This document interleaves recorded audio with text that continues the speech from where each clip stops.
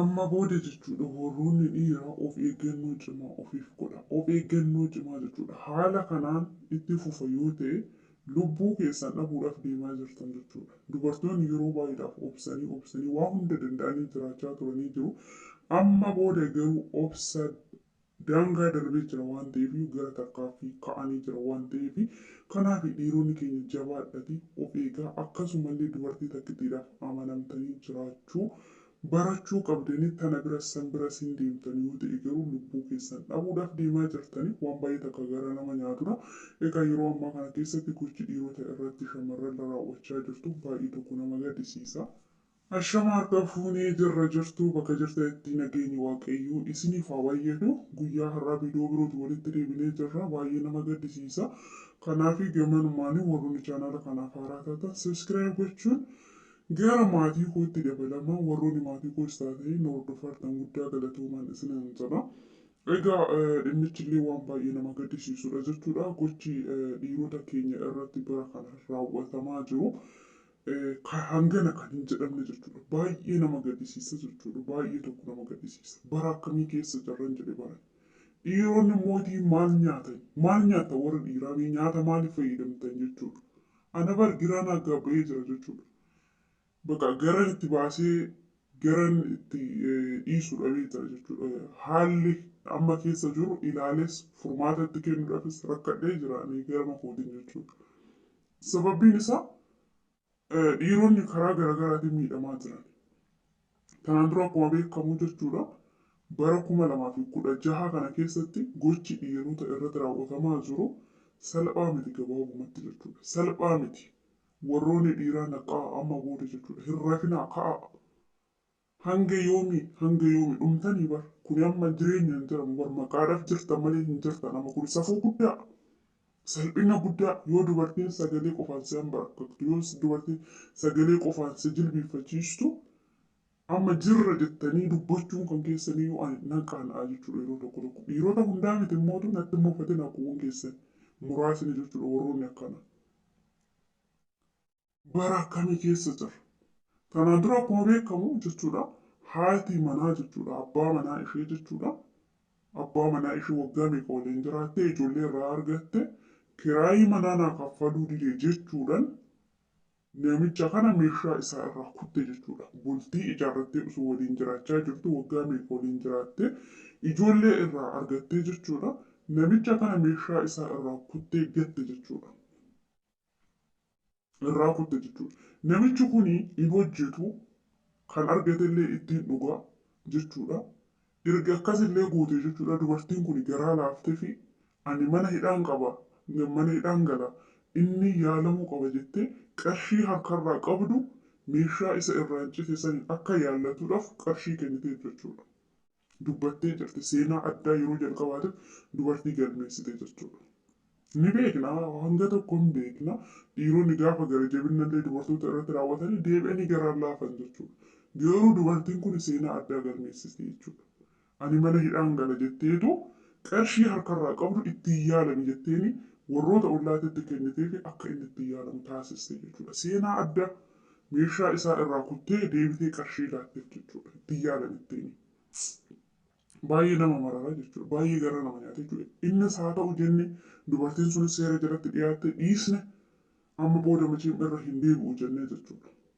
Lammaffaa irratti immoo dubartoonni sadii jechuudha dhiira tokko qoricha of nama wallaalchisu kennanii fi yeroo isaan dhiira kana daffaruudhaaf yaalanitti namni dubartoota kana qabee seera jala oolche jechuudha. Dubartoonni sadii dhiira tokko hubadhaa.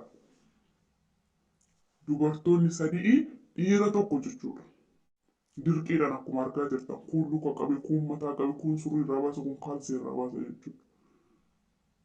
Yaa ta'u jenne kanas bira dabarree jirra. Jarattiin seera jala ooltee jirti dubartoonni sadiinuu seera jala oolanii jiran jechuudha. Haa ta'u jenne kanas bira dabarre. Ammas irra deebiidhaan jechuudha dubartiin waggaa 10 bultii ijaarrattee abbaa manaa ishee waliin waggaa 10 jiraattee ijoollee shanarraa argatte ammas gochuma wal fakkaataa jechuudha. Abbaa manaa ishee shunkurtii albee shunkurtii kattaftuuni morma isaa irraa kuttee gattee jechuudha. Seenaa bara kana keessa galmaa jirudha. Seenaa addaa jechuudha. Seenaa addaa. haati manaa isaa jechuudha. Albee shunkurtiitiin morma isaarraa kuttee jechuudha. Dubartiin dhiirarraa waan biraa seetamuu barama dubartiitu dhiirarraa morma kutee jechuudha. Namichi hindoo ishee malee dhaabbatte jechuudha. Ijoollee ishee qabdu waggaa 10 waliin jiraatte jechuudha. Maal jettu amma kana gaafa dhageessan maal jettamne? Maal jennamee bara kana keessaa? Qaanofne barnuti. Dubartii yoo taane qaanofne gootummaan keenya akka malee ta'ee jira jechuudha. Kanaaf kun safuu guddaadha. Kanaaf obboleewwan keenya dubartootatti illee yeroo ammaa kana keessatti dhiirota cinaa dhaabbachuun dirqama nutti ta'a jechuudha. Jaalannus jibbinus dhiirota cinaa dhaabbachuun dirqama nutti ta'a. Sagalee ta'uufiin dirqama nutti ta'a jechuudha. Kana hundumarraayyuu dabarre. Kana jechuun warra haadha manaa, abbaa manaa, hiriyaa irratti gocha raawwatanidha jechuudha. Samoora kana keessa immoo miidiyaa kan fudhatee jiru yoo jiraate wanti yeroo samoora kana keessa miidiyaa irra deemaa jiru waan baay'ee nama gaddisiisu, waan baay'ee nama rifachiisu, dhagahuudhaaf illee waan nama sururu jechuudha. Namicha abbaa daa'ima tokkoo ta'e haadha manaa qabu, haadha manaa mana keessa teechisee, daa'ima isaa barsiifachuu dhiisee, haadha manaa isaa gargaaruu dhiisee, alarratti shamarree biroo jaalatee, osoo walii gadi zanaafataa jiru, osoo karaarra deemu, osoo inqisqaasii garaagaraa argisiisuu jechuudha. Amanamummaan isaan gidduu akka hin jirre isheen bartee jennaan namicha kana meeshaa isaa rukuttee biraa deemte jechuudha. Meeshaa isaa rukuttee akkuma argitan kan biraa deemte jechuudha. Namichi kun gaggabee of wallaalee waan ta'u dhabee jechuudha. Baay'ee garaa nama nyaata bara amma akka salphaatti ilaaltan waan kana jechuudha. Akkuma salphaatti ilaalaa jirtan jechuudha. ግን akka salphaatti waan ilaalamuu qabu miti jechuudha. Dhiironni keenya nu jala miidhamaa jiran. Rakkoo cimaa keessa galaa jiran. Sodaa hamaa keessa galaa jiran jechuudha. Kanaaf dubartiin kun akkas gootee dhiirri kun gaggabee ol utaalee gad utaalee jechuudha. Hanga du'uudhaa ka'etti mana yaalaa deemee lubbuun itti deemtee gara manaa galee jechuudha. Kara haadha manaa isaa. Gaafa kanas haati manaa isaa iccitii kanan beektu akkama isaanuun ishee waan akkanaa irratti raawwatte. Ammas namichi kun ni sobe gara manaa galee jechuudha. Haadha manaa isaatiin makiina na rukutee jedhee makiinaan gaafa hin qabu. Katamaa keessa ka harreen na dhiite jechuudha. Harreen illee isa katamaa keessa hin jiru. Qotiyyoon na waraane jechuudhaaf qotiyyoon katamaa keessa hin jiru. Kana hundumaayyuu dhoffatee dubartiidha yoo jedhe namni siriyyoonnis ollaanis itti kolfa waan ta'eef makiinadha jedhe waan hin fakkaanne bara waan hin fakkaanne jedheen qaanii keessa darbee namichi jechuudha. Ani baay'ee tokko na gaddisiisa bara. Innaa qaanii keessa darbee jechuudha namichi. Sana booda haati manaa dhugaa jirtu gaafa dhageessu kan alaa erga eegalte ani sirraan kutee gata jechuudha abbaa manaa isheetti dhaadatte jechuudha. Abbaa manaa ishee kanatti hin dhaadatte dubartiin kun jechuudha. Sirraa kutee gatu malee qabaa ganna dhiisaa jettee qabaan ishee dadhabdee jechuudha. Qabaan ishee dadhabdee dubartii kana gaafa dhugaa jirtu bartu jechuudha. Garam deemaa jirra? Maal dhagahaa jirra? Maalidha xoorinnatiin dhiira irratti bara kana baname kun? Maalirraa ka'ee dhiyeessaa dhufeeti? Ana baay'ee takka na gaddisiisaa jira jechuudha. Kan hunda dhiironni maal balleessaniitiin jedhi bara badii tokko malee akkamni gochi akkana gochisu banniisa irratti raawwata. Dhiirota miskiinota kana. Amma tun immoo namicha kana jilbeeffachiistee jirti jechuudha. Innis osoo ishee waliin jiru kan biraa jaalate. Badiin qabu bara namichi kun kan biraa jaalate jechuudha. Kan biraa jaalatee jenna akkamitti ana dhiistee waan akkanaa goota. Namicha kana huute jechuudha isheen kun immoo. Rakkanni nutis isaan waliin. Miidiyaa hundi kana qofaadha. Mee argaa nama dhiba bara. Nama dhiba bara. Jilbeeffachiiste fi amma jechuudha xoore. Wanti harkaan qabdu qawwee harkaan qabdu. Wanti meeshaa waraanaa ta'e tokko wanti isheen harkaan qabdu jechuudha. Sagalee qofaan namicha kana jilbeeffachiiste. Jilbeeffatees akkasitti nafne jechuudha. Namichi kun achii kan kaate caakkaa keessa dheessee dubartii kana harkaa baqate. Caakkaa keessa jechuudha. Osoo namicha kana bineensi nyaate maal jennan jedhee bara nama warruutuun dubartootaa kuni maal jenna nama gaddisiisa bara. Rakkanni amma nuti. Dhiira jechuun obboleewwan keenya, abbaa manaa keenyadha. Akkamitti dhiisuu dandeenya? Akkamitti dhimma isaanii kana callisuu dandeenya? Furmaanni isaanii hoo gara fuulduraa maalidha? Kan naa galuu dhabe furmaanni maalidha? Haala kanaan yoo itti fufe kun rakkoodha jechuudha. Baay'ee ulfaata. Baay'ee rakkannee jirra jechuudha. Makaraa hedduu keessa gallee jirra jechuudha. Amma dubartoonni hayleenyaa jedhama. Amma dubartoonni biyya ormaa gaafa miidiyaa irratti waan kana argatan gammaduu dandeessan hin gammadina. Maaliif jennaan jechuudha. Amma kan biyya keessa jirtu hin hojjettu humna baastee amma laa dubartiin kun qotiyyoo faasigaadhaaf qallabame fakkaatti jechuudha. Furdina ishee. Hin jiru kaa hojiin hojjettu biyya keessatti. Hin hojjettu hojii jechuudha. Isaan garuu bilbila isaanii qulqulleessanii jechuudha. Bilbila isaanii qulqulleessanii ofii isaaniitti cawaa fakkaatanii nama kana nu madaaleedhaan jechuudha. Isaan bara amma dubartiin kun yoona nama 10-15 waliin tajaajilti jechuudha. Cawaa isinitti hin fakkaatin. Nama 10-15 kana olii waliin oolti jechuudha. Garuu bilbila ishee as addaatti nama kana naafatte ittiin bira deemtee har'a namicha kana akkanatti as faraara'u sirrii miti. Sirrii miti jechuudha. Kanaadhaaf warroonni dhiiraa mootu nyaata isin jabeessu nyaadha. Nyaata isin laaffisu osoo hin taane nyaata isin jabeessu nyaadha. Haala kanaan yoo itti fufe baay'ee rakkoodha. Nullee maqaan keenya nu badaa jira. Dubartoonni akkasuma hin jedhamaa jira jechuudha. Dubartoonni biyya keessa jirtu quuftati. Hojii hin qabdu taa'aa oolti. Sanis ni jaalatti, kanas ni jaalatti, sanirraas maallaqa fuuti, kanarraas maallaqa fuuti. Akka barbaadetti nyaattee dhugdee bashannanti jechuudha. Nuti garuu hojii nu butuchee jira. Nuti garuu duunee jira hojiidhaan jechuudha. Takka fooqee takka gadi osoo deemnu iyyuu. Kanaaf dhiirota amma gifii ijoollee biyya Arabaatti akka isaan godhaa jira. Maallaqa ijoollee biyya Arabaa irraa guuranii kan biyya keessa jirtu garuu akkan isaan goote jechuudha. Birruma isaanii irraa nyaattee bara. Adebattanii dubartii takka waliin yoo teessan maal rakkoo qabaan jedhe baran. San biras deemtan malee isin hin ta'u. Tana biras deemtan malee isin hin ta'u. Tana waan biraatiif barbaaddan, tana maallaqaaf barbaaddan, tuni jaartidha jettan. Tuni hin guddanne jettan, tuni ganaadha jettan, tuni hin bareeddu jettan, tuni umuriin ishee deemee ta'u waan garagaraa jettan jechuudha. Gifii isin dubartoota irratti gootantu har'a kanaan isin gahaa jira. Warri dhiirotaa jechuudha. Amma booda jechuudha yoo dhiifama nu gaafattanii. Yoo dhiifama nu gaafattanii ijoollee birrii irraa nyaatanillee yoo hin deebisin ittuma fufa jechuudha. Cubbuun yeroo har'aa hojjetan ooltee hundatu yoo sun nama geesse jechuudha. Uuma san nama geesse. Har'a kuni bar qarshii ijoollee biyya Arabaa osoo nyaatanu warra akkana ta'edha jechuudha. Sawwaliinis ni tajana jira. Takkittiin yoom isaan qatte.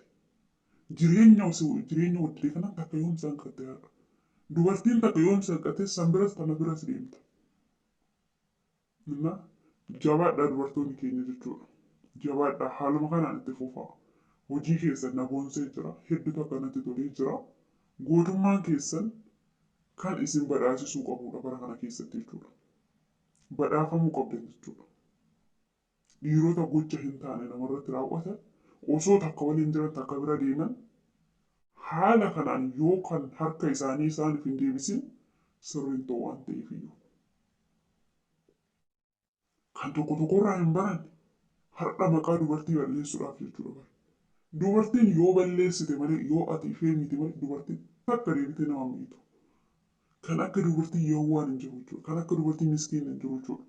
Dubartii jechuun baru nama meeshaa abbaa manaa ishee irraa kutee itti yaadame jettee nama qarshii isheedhaaf kennee seenaa addaa galmeessisiiste bara 2016 keessatti. Adabatanii osoo taane kun amma osoo taa'ee ishee kanaaf amanamee osoo taa'ee deemee jiradhaan hin qaana'u mootuu barsan. Akka nama waan gaarii hojjetee kanan naan ta'a deemee jira tasaasichee na'u. Tasaaseetan jedha bara dogongoree kan jedha bara maal isa dogongorsiise. Kan ishee bira jirtu kan isa bira jirtu namaa miti moo dogongoree kan deeme. In fakkaata amma dubbiin kun dhugaa jettanii amantanii har'a kan olaal kan hojii isaa laatte jechuudha. Kan hojii isaa. Dubartiin yeroo ammaa goota taatee jirti. Osoo meeshaa takka hin qabatin. Osoo waan takka hin qabatin sagalee qofaa fi barzaa fi cafaqee takka jechuudha. Cafaqee baala barzaa fi jechuudha. Ishee qabattee dhiira kana jilbiiffachiiste jechuudha.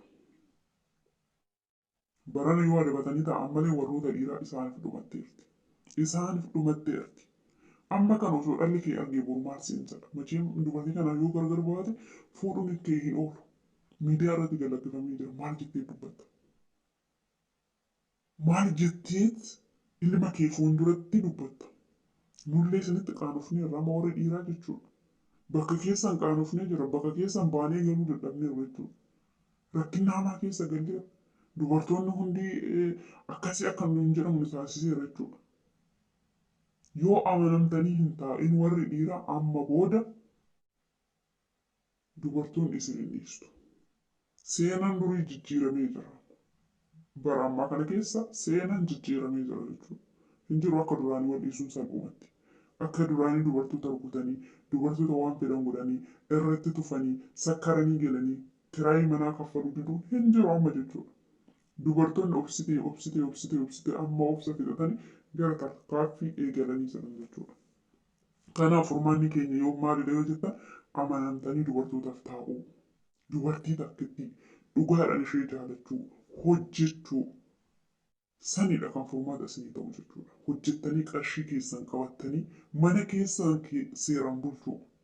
Tuni daallee qabdi, tuni rifeensa dheeraa qabdi, tuni ijji ishee hin bareeda, kuni maaliin ishee hin bareeda dhiistanii mana keessaniif jaalallee keessaniif jiraachuu qofaadha kan isin baasu. Kana qofaadha jechuudha. Kana hin taane yoo ta'e lubbuu keessan irratti illee tarkaanfiin deemaa jira jechuudha warroota dhiiraa warra gocha akkana kana raawwatan. Safuudha barama maal jedhaniiti nama fuuldura namatti illee himachuudha farama rakkoodha. Rakkina guddaadha bara. Jaarsummaan illee nama teessee nama araarsitu amma gocha akkanaa jechuudha. Rakkinni akkanaa eenyuutu nama furuu hin danda'u. Akkana ta'uu jechuun salphina guddaa. Mee xoorinati meeshaa kan qabdu bara.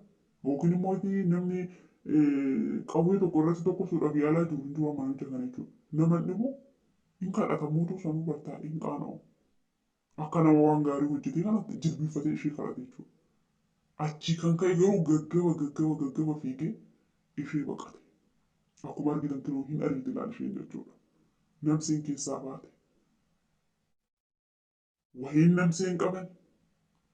Wayiin adabatan hin taa'an. Har'a maqaa dubartoota illee nyaachaa jirtan jechuudha. Dubartoonni baay'ee obsa qabdi. Baay'ee fageessitee yaaddi.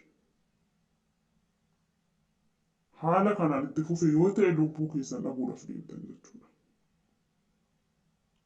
Lubbuu keessan dhabuudhaaf deemtan. Dhabdaniirtan ammas barbaade lubbuu ofii dhabuudhaaf fi lubbuu ofii dhabuun lamaa miti jechuudha. Dubartoonni kutattee kaatee bara kana bakka. Kutatanii ka'anii hin jiru akka duraanii gowwoomfamuun. Akka duraanii attaalalamuun hin jiru bakka. Hafee jira jechuudha.